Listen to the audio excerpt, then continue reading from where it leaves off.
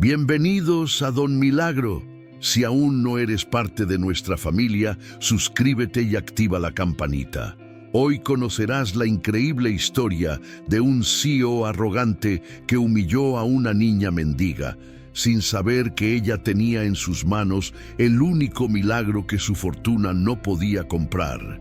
Y para sentirnos más cerca en esta historia, déjame un comentario diciéndome desde qué rincón del mundo estás recibiendo este mensaje de esperanza. Andrés Salamanca gobernaba su mundo desde la cima. Como CEO y fundador de Salamanca Proyectos, una de las constructoras más poderosas de la ciudad, su vida era un testamento a la ambición implacable y al poder del dinero. Su ático, un palacio de cristal suspendido sobre el caos de la metrópolis, era un reflejo de su alma. Vasto, impecable, lujoso y completamente desprovisto de calor humano. Cada día era una sucesión de decisiones de miles de millones, de reuniones donde su palabra era ley, y de una soledad tan profunda y tan cuidadosamente elegida que ya ni siquiera la sentía como tal. Pero en medio de toda su fortaleza había una grieta, una herida que su fortuna no podía sanar. Su hijo de 9 años, Eduardo, el niño, un pequeño de ojos tristes y sonrisa frágil, estaba confinado a una silla de ruedas desde un trágico accidente 5 años atrás, un accidente que le había arrebatado la movilidad de sus piernas. Para Andrés, la condición de su hijo no era solo una fuente de dolor, sino también una afrenta personal. Un recordatorio constante de que existía algo que su poder no podía doblegar, que su dinero no podía arreglar. Su relación con Eduardo era una de gestor de crisis. Le proporcionaba los mejores médicos, los fisioterapeutas más caros, la tecnología más avanzada, pero le era incapaz de darle lo que el niño realmente necesitaba: un padre. Se escondía tras una coraza de arrogancia, tratando la fragilidad de su hijo con una impaciencia fría, como si fuera un mal negocio que se negaba a aceptar. Y en esa tarde de martes, durante su almuerzo semanal en el restaurante más exclusivo de la ciudad, un ritual más de control que de placer, no podía imaginar que estaba a punto de ser confrontado por un poder mucho más grande que el suyo. Al otro lado de la ciudad, en el laberinto de calles de un barrio empobrecido, Iris, una niña de edad incierta pero de no más de 7 u 8 años, se movía con la sabiduría silenciosa de los que han conocido el mundo desde abajo, descalza, con un vestido que alguna vez fue de colores vivos y ahora era un gris gastado, y con su cabello oscuro recogido en 2 trencitas desiguales. Iris poseía una calma sobrenatural. Su hogar era un albergue para mujeres y niños, un lugar de tránsito lleno de historias rotas. Pero su verdadero universo era interior. Desde muy pequeña había demostrado tener dones que su madre, Angélica, no sabía cómo explicar. Tenía una percepción profunda del dolor ajeno, una capacidad casi mística para calmar a los bebés que lloraban y para decir la palabra justa a las mujeres que habían perdido la esperanza. Su madre, que había pasado de ser una empleada prometedora a una mujer sin nada, le había enseñado que su don era un regalo de Dios y que debía usarlo con humildad. Y esa mañana, Iris había despertado con una certeza, una visión tan clara como el sol que se filtraba por la ventana sucia del albergue. Había visto en sus sueños el rostro de un niño en una silla de ruedas y había sentido su pena como si fuera propia, y supo, con la lógica inexplicable de la fe, que tenía que encontrarlo. Su viaje hasta el restaurante de lujo fue una odisea, una pequeña peregrina, atravesando un mundo que no estaba hecho para ella, guiada solo por una fuerza interior que le decía que aquel día su don tenía un propósito. Cuando Iris entró en el restaurante, un silencio momentáneo cayó sobre el salón. Los comensales, acostumbrados a la perfección y al lujo, se giraron para mirar a aquella aparición anómala, a aquella niña descalza, que caminaba con una determinación serena sobre las alfombras persas. Ignoró las miradas de desprecio, los murmullos, la mano del maître que se adelantaba para expulsarla. Sus ojos estaban fijos en una sola mesa, la de Andrés Salamanca y su hijo Eduardo. Se detuvo frente a ellos, una figura diminuta frente a la imponente mesa de caoba.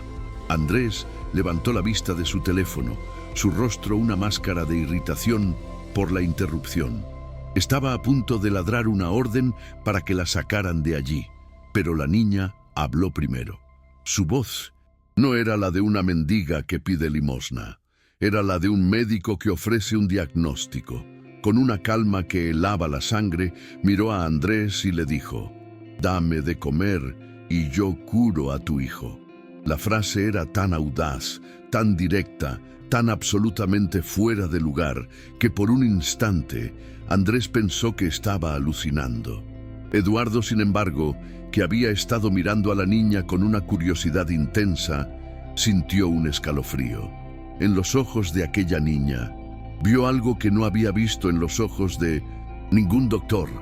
Vio certeza. La arrogancia de Andrés, su mecanismo de defensa por defecto, explotó con la fuerza de un volcán. Una risa seca y cruel escapó de sus labios. «¿Pero qué tenemos aquí?», dijo en voz alta, atrayendo la atención de todo el restaurante. Una pequeña estafadora, una nueva clase de mendiga con dotes de marketing. Se dirigió a la niña con un desprecio que goteaba veneno. «Así que curas a mi hijo, ¿eh? ¿Y cuál es tu precio? ¿Un plato de sopa? ¿Quizás un postre?». La humillación era pública, diseñada para aplastar, para aniquilar. Eduardo, con el rostro sonrojado de vergüenza, tiró de la manga de su padre. «Papá, por favor, para», susurró. «Escúchala». Pero Andrés lo ignoró, disfrutando de su propio poder, de su capacidad para hacer sentir insignificante a aquella criatura. «Lárgate de aquí, niña, antes de que llame a seguridad y te lleven a un lugar del que no saldrás tan fácil», sentenció. Pero Iris no se movió, no lloró, no se inmutó. Sostuvo la mirada de Andrés por un segundo más, y en sus ojos no había miedo, sino una profunda y triste compasión, como si lo viera a él, y no a sí misma, como el verdadero necesitado. Luego bajó la vista hacia Eduardo, le sonrió con una dulzura infinita, se inclinó y con un gesto tan natural como respirar, le tocó suavemente ambas piernas por encima del pantalón. «No te preocupes», le susurró, para que solo él la oyera. «A veces, el milagro tarda algunos minutos en despertar». Y dicho esto, media vuelta se dio y salió del restaurante con la misma calma silenciosa con la que había entrado. Andrés, furioso por el desafío silencioso de la niña, intentó reanudar su almuerzo, reprendiendo a su hijo por su ingenuidad. «No vuelvas a creerte las tonterías de esa gente, Eduardo.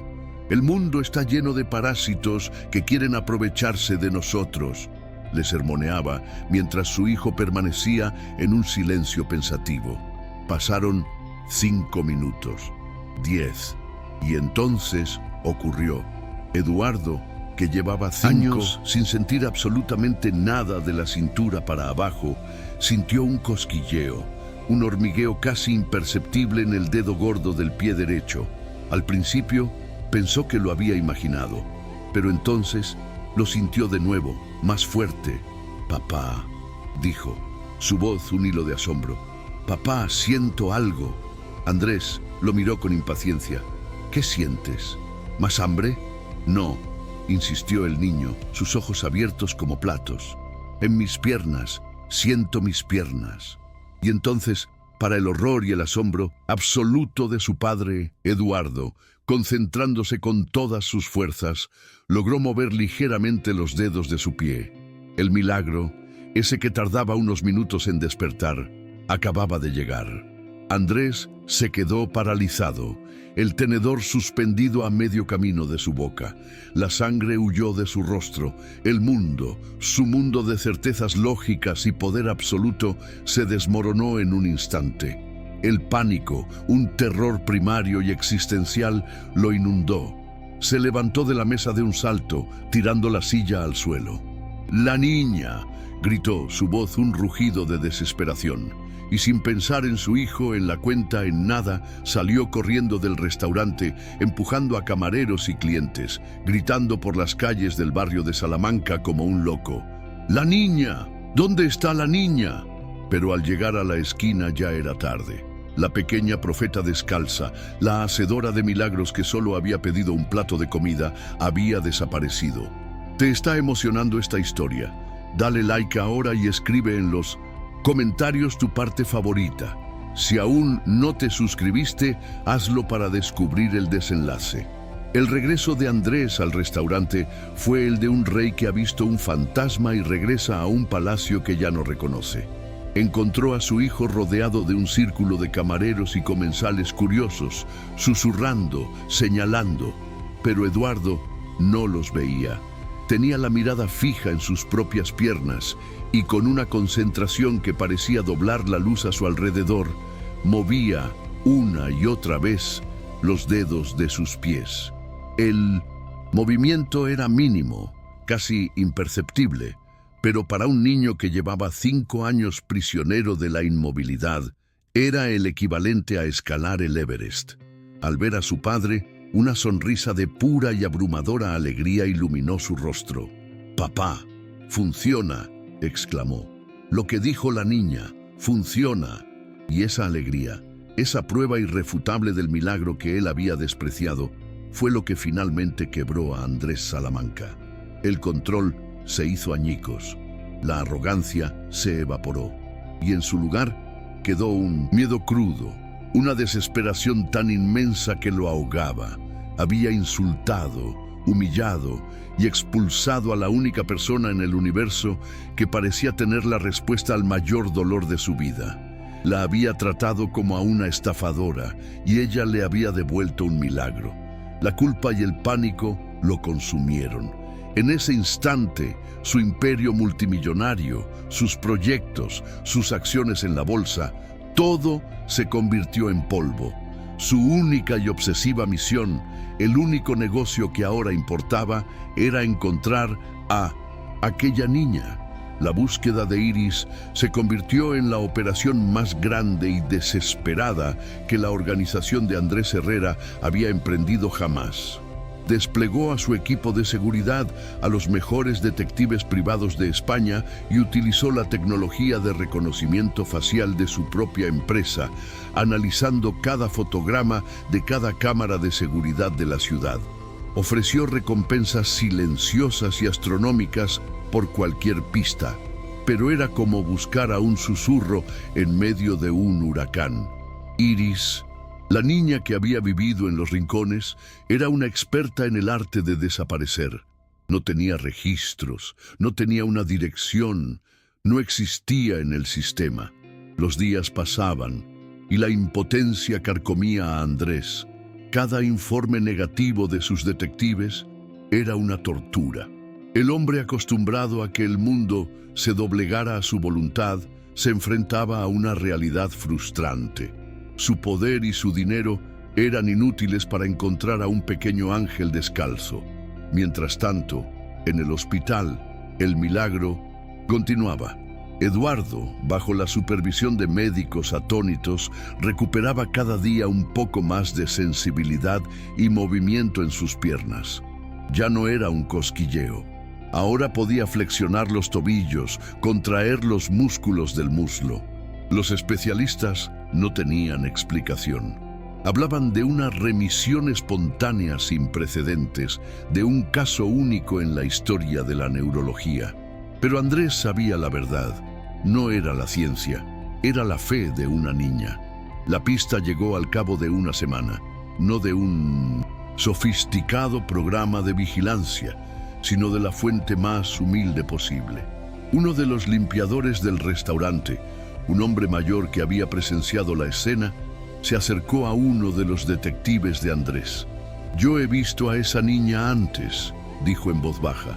«A veces viene con su madre a un albergue de mujeres cerca de aquí, un lugar llamado el refugio de la esperanza.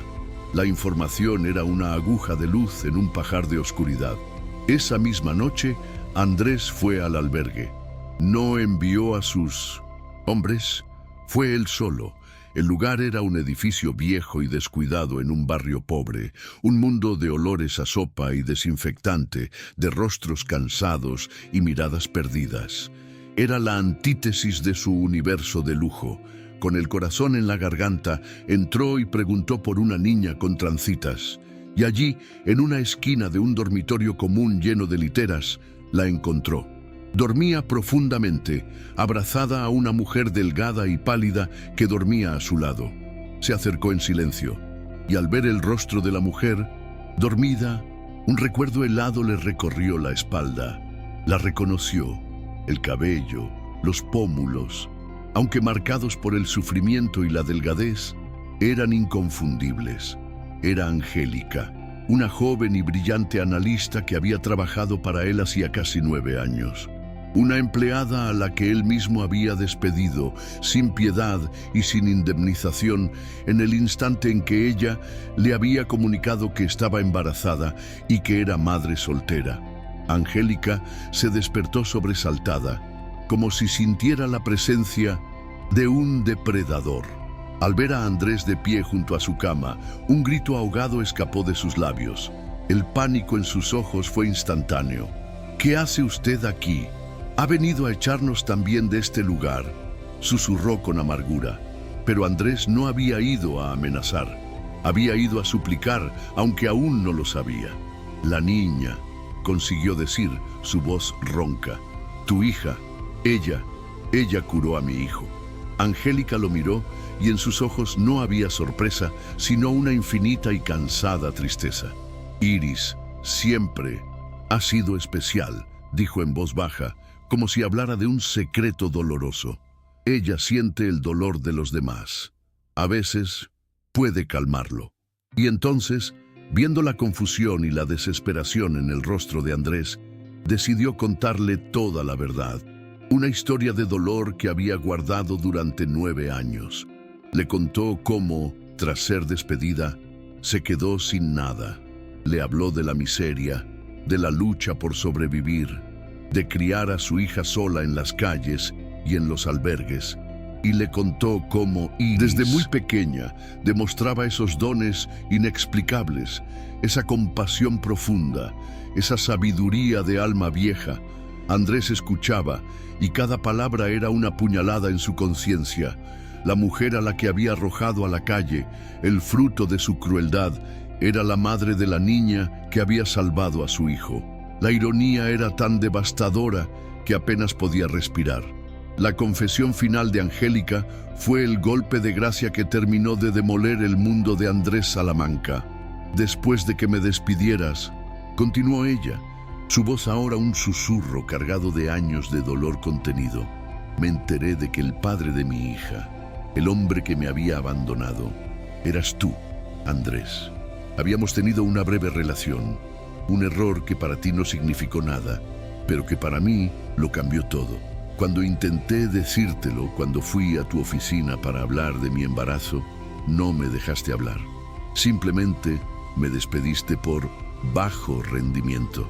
Andrés se quedó sin aire. La memoria de aquella reunión, un evento insignificante que él había borrado de su mente, ahora volvía con una claridad monstruosa. Recordó a la joven analista, recordó su nerviosismo, recordó su propia y fría impaciencia. «Iris, la niña que curó a tu hijo, la que tú humillaste y trataste como a una estafadora». Angélica lo miró, sus ojos llenos de lágrimas, pero su voz firme como el acero. «Es tu hija, Andrés, la hija cuya existencia negaste y a la que abandonaste antes incluso de que naciera». La verdad, innegable, cayó sobre él, no como una revelación, sino como una avalancha, sepultándolo bajo el peso de 9 años de egoísmo, de crueldad y de una ceguera imperdonable. El milagro que había estado buscando desesperadamente no era un ángel anónimo, era su propia sangre, su propia carne, el fruto de su propio y olvidado pecado. Si este momento te conmovió, regálame un like y mantente aquí. Tus likes impulsan más historias así. La revelación de Angélica fue una onda expansiva que demolió los cimientos del mundo de Andrés. Se quedó de rodillas en el suelo del albergue, incapaz de moverse. El sonido de la verdad, "Es tu hija", resonando en su cabeza como una sentencia. Todo su poder, su arrogancia, su imperio de certezas se disolvió en un instante, dejándolo como un hombre desnudo, confrontado con la monstruosa magnitud de su propio error.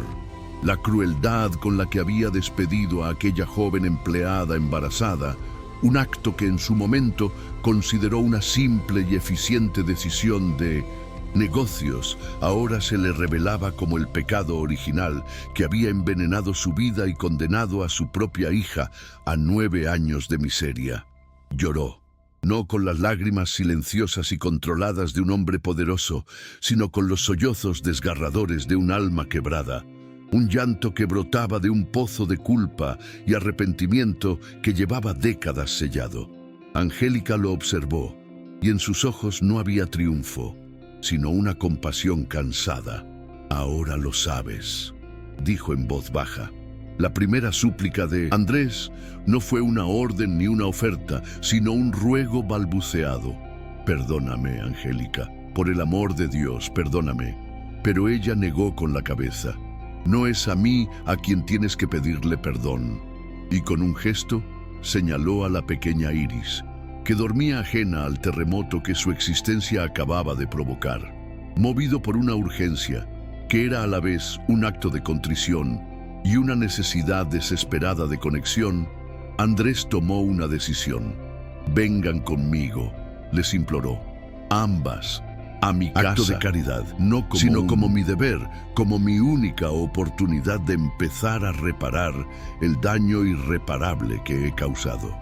El viaje desde el albergue hasta el ático de lujo fue un trayecto tenso y silencioso a través de 2 universos. Angélica e Iris, con sus pocas pertenencias en una bolsa de plástico, parecían 2 exiliadas entrando en el palacio del rey que las había desterrado.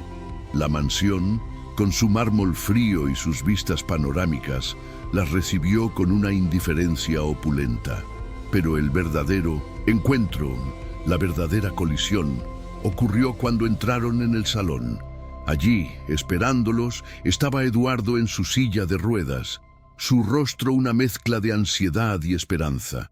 Sus ojos se encontraron con los de Iris, y en ese instante el tiempo pareció detenerse. No se vieron como extraños, sino como 2 piezas perdidas del mismo rompecabezas. «Tú eres la niña del milagro», susurró Eduardo con asombro. Iris, por su parte, se acercó a él y con una naturalidad que dejó a los adultos sin aliento, le tocó la rodilla. «Y tú eres el niño de mis sueños», respondió ella. La conexión entre los medio hermanos fue instantánea, mística, un lenguaje del alma que no necesitaba explicaciones. Andrés observó la escena desde un rincón, sintiéndose un completo extraño en su propia casa. Veía a sus 2 hijos, los 2 frutos de su vida, uno al que había intentado arreglar con dinero y otro al que había desechado por completo, conectando de una manera pura y profunda que a él le estaba vedada. La culpa lo consumió, pero también una nueva y feroz determinación. Si no podía entrar en su mundo por derecho, lo haría por servicio. Se convertiría, a partir de ese instante, en el guardián de aquella frágil y sagrada conexión. Los días que siguieron fueron un delicado y extraño proceso de adaptación. Angélica e Iris se instalaron en 2 de las habitaciones de huéspedes, pero se movían por la casa con la cautela de quienes no se fían de la felicidad. Andrés, por su parte, intentaba torpemente ser un padre. Compró juguetes caros que Iris apenas tocaba, contrató a los mejores chefs que Angélica observaba con desconfianza.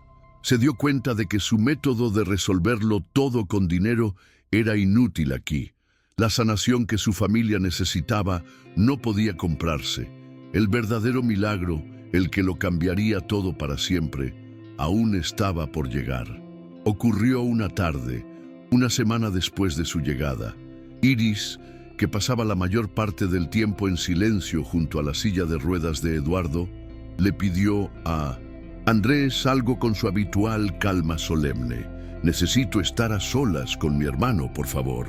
Intrigado y un poco asustado, Andrés accedió, pero se quedó observando desde el umbral de la puerta sin que ellos lo vieran. Iris cerró la puerta, tomó las manos de Eduardo entre las suyas y lo miró fijamente a los ojos. No hubo luces doradas esta vez, no hubo un espectáculo. Fue algo mucho más íntimo, más profundo. «Ya no tienes que tener miedo, Eduardo», le susurró. «El dolor de tus piernas no es tuyo, es de papá. Es su culpa por no haber estado con mamá, pero tú no tienes que cargarlo más. Yo estoy aquí ahora y mamá te cuida desde su estrella». Entonces colocó su pequeña piedra en forma de corazón sobre las rodillas inertes del niño. «Ahora levántate, hermano, levántate y camina conmigo».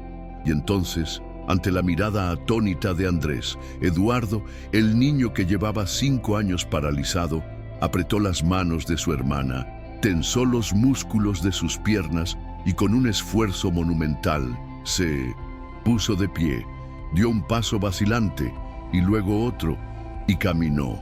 El sonido de los pies de Eduardo arrastrándose sobre la alfombra fue el sonido más fuerte que Andrés había escuchado en su vida.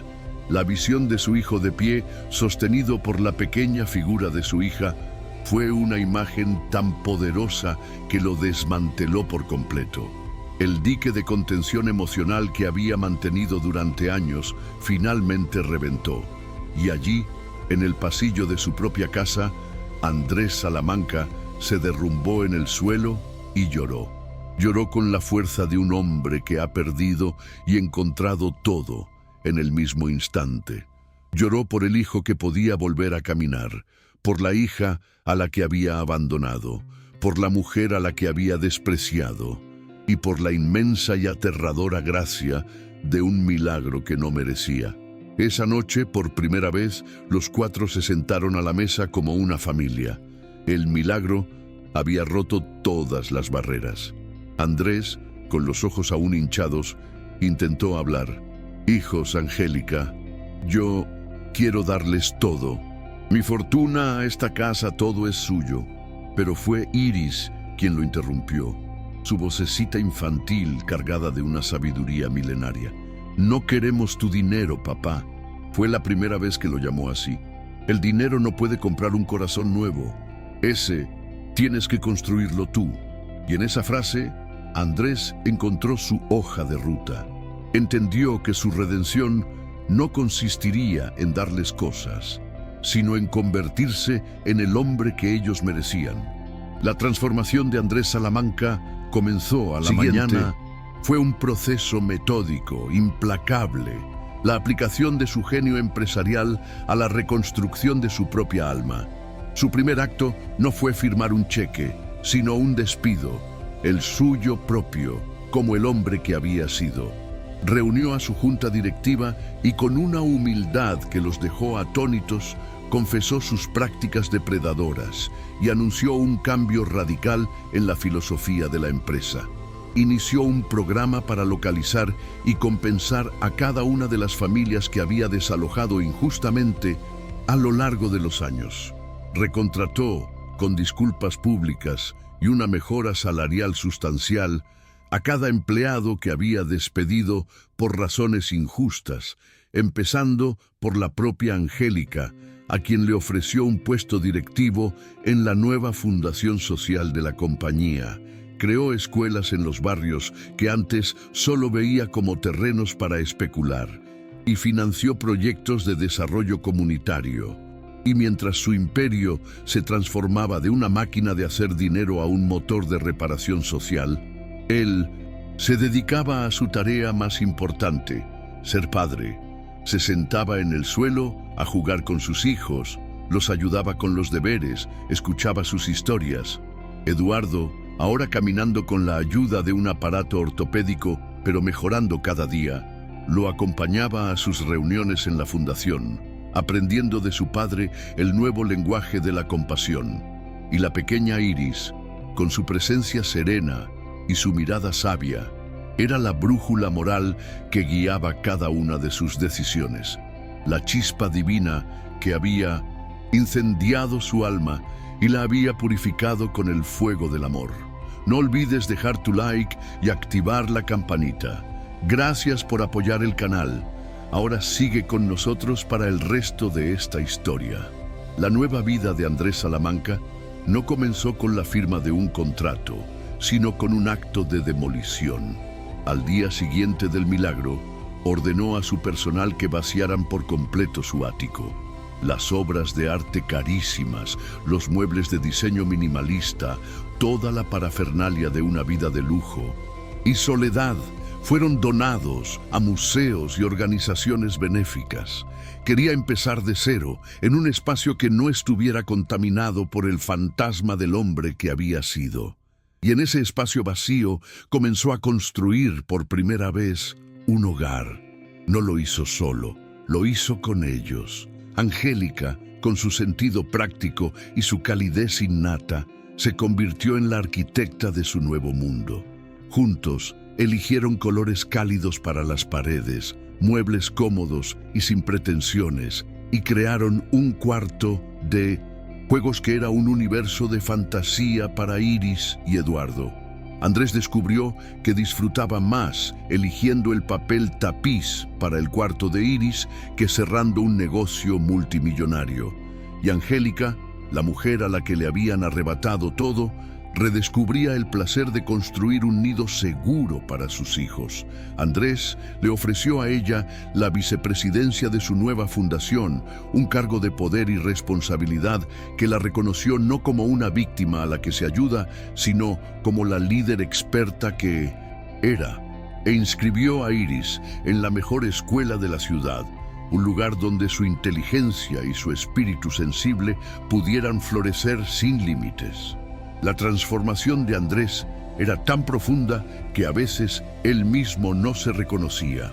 El hombre que antes solo sentía impaciencia ante la debilidad de su hijo, ahora pasaba horas en las sesiones de fisioterapia de Eduardo, animándolo con cada pequeño progreso, celebrando cada paso como si fuera una victoria en la final de un campeonato. Se convirtió en el padre que Eduardo siempre había necesitado, presente, paciente y orgulloso. Y con Iris, su relación era de una complicidad mágica. Ella parecía entender los rincones más oscuros de su alma sin necesidad de palabras. Una tarde, mientras estaban en la nueva casa, él la encontró mirando un lujoso coche de juguete que le había regalado. ¿Te gusta?, le preguntó él. Ella lo miró con sus ojos serios. Es bonito, pero es solo un juguete. Y entonces sacó de su bolsillo la pequeña piedra en forma de... Este es un tesoro de verdad, dijo. Andrés se arrodilló a su lado. Tienes razón, mi amor. Es el tesoro más grande de todos. Y en ese momento, en esa conversación sobre el valor de las cosas, Andrés sintió que la lección más importante de su vida se completaba. Y fue entonces cuando Iris, con la naturalidad de quien afirma una verdad evidente, le dijo la frase que él no sabía que necesitaba oír. Lo que nos has dado es muy bonito, papá, pero lo más importante de todo no es la casa, ni la escuela, ni los juguetes. Lo más importante es el hombre en el que te estás convirtiendo. La frase de Iris fue el ancla definitiva de su redención. Comprendió que su viaje no se trataba de reparar su pasado con dinero, sino de construir un futuro con sus acciones. La familia, antes una palabra ajena, se convirtió en el centro de su universo. Los cuatro, Andrés, Angélica, Eduardo e Iris, ya no eran piezas sueltas unidas por la tragedia y la casualidad. Eran un hogar. Sus días ahora estaban llenos de una normalidad que para Andrés era la más extraordinaria de las aventuras. Desayunos caóticos, carreras para llegar a tiempo al colegio, tardes de deberes en la mesa de la cocina y noches de películas en el sofá, con los cuatro acurrucados bajo una misma manta. La relación entre Andrés y Angélica floreció, no con la pasión arrebatada de un romance de novela, sino con la solidez serena de dos personas que se habían encontrado en sus respectivas ruinas y habían decidido reconstruirse juntas. Era un amor basado en la admiración mutua, en la complicidad de quienes han compartido un milagro y en el propósito común de criar a sus hijos en un mundo mejor del que ellos habían conocido. Estaban juntos, no por un contrato, no por una obligación moral, sino por una elección diaria, una elección consciente de amarse, de cuidarse y de sanarse mutuamente. Un día, Andrés los llevó de vuelta al restaurante donde todo había comenzado. El maître, al verlo entrar de la mano de Angélica, con Eduardo caminando a su lado e Iris saltando feliz, casi se desmaya. Los sentó en la misma mesa, la que ahora todos en el restaurante llamaban la Mesa del Milagro. Y mientras comían, Andrés observó a su nueva familia.